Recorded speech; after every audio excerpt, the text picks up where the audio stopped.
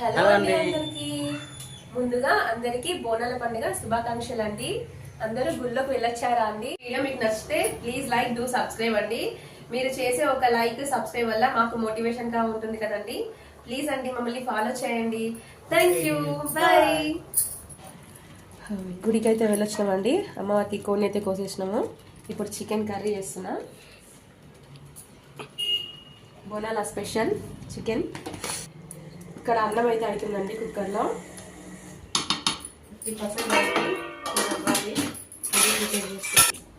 Chicken అయితే మనం చాలా రకాలుగా చేసుకోవచ్చు కదండి.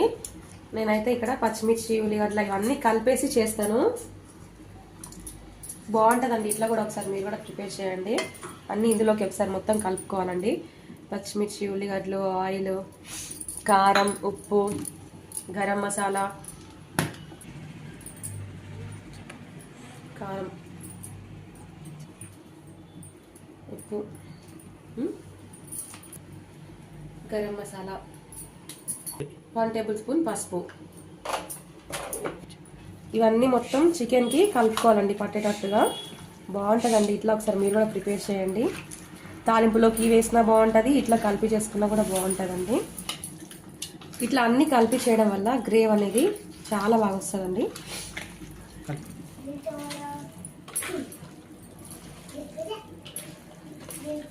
ఇప్పుడు నేను చికెన్ తెచ్చుకున్న ప్రతిసారి చికెన్ని మనం ఎన్ని రకాలుగా చేసుకోవచ్చు కదా. తెచ్చిన ప్రతిసారి ఒక్కో రకంగా చేస్తానండి. బాగుంటుంది. ఈ విధంగా అంతా కలిపి పెట్టుకోవాలండి ముక్కకు పట్టేటట్టుగా. చాలా బాగా వస్తుంది గ్రేవీ కూడా. ఇంకా ఇది మా దయ్యం, మా పెద్ద దయ్యం రాసుకెళ్ళి. ఇది పెద్ద రౌడీ బేబీ. స్టవ్ ఆన్ చేసుకొని గిన్నె పెట్టేసుకొని 2 పావులు ఆయిల్ వేసుకోవాలండి.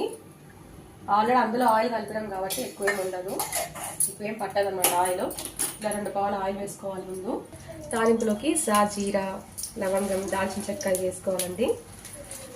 మనం ఉల్లిపాయలు అందులో కలుపుకున్నాం కాబట్టి ఇందులోకి అవసరం లేదు. కొంచెం కరివేపాకు వేసుకోవాలి. మనం కలిపి పెట్టుకున్న చికెన్ మొత్తం యాడ్ చేసుకోవాలండి దీనిలో. చాలా అంటే చాలా బాగుంటుందండి.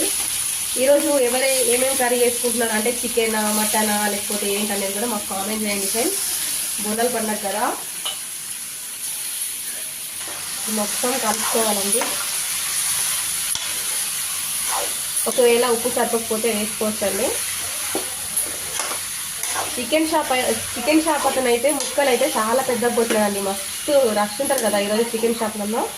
మనం చెప్పేది అస్సలు విన్నాడు పాపం. ఆయన కూడా కొంచెం టెన్షన్ పడతారు కదా. ముక్కలు అనేవి చాలా పెద్దగా కొట్టేసినాడు.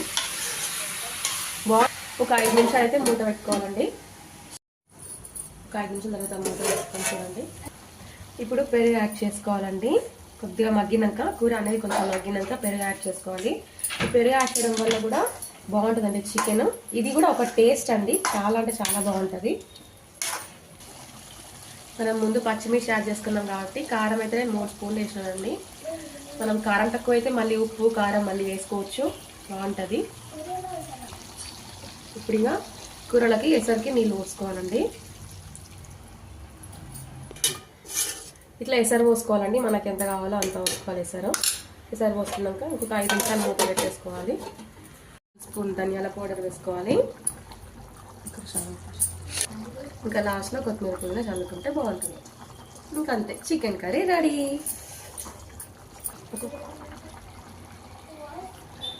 ఇక మీకు నచ్చితే ప్లీజ్ లైక్ డూ సబ్స్క్రైబ్ అండి. మీరు చేసే ఒక లైక్ సబ్స్క్రైబ్ వల్ల మాకు మోటివేషన్ గా ఉంటుంది కదండి. ప్లీజ్ అండి మమ్మల్ని ఫాలో చేయండి. Thank you, bye.